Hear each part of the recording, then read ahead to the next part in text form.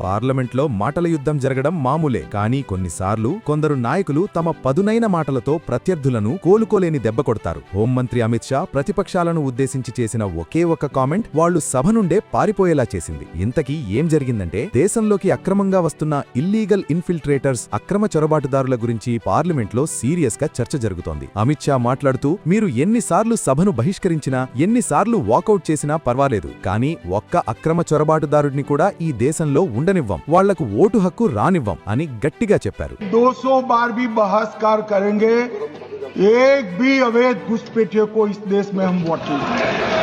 ఆయన ఈ మాట అనగానే ప్రతిపక్ష నాయకులందరూ సభ నుండి వాకౌట్ చేసి బయటకు వెళ్లిపోయారు. వాళ్లు అలా వెళ్లిపోగానే అమిత్ షా అసలు ఆట మొదలుపెట్టారు. ఎంతో ఆశ్చర్యం నటిస్తూ, అయ్యో నేను వాళ్ళని ఏమీ అనలేదు, కాంగ్రెస్ పార్టీని కూడా ఏమీ అనలేదు.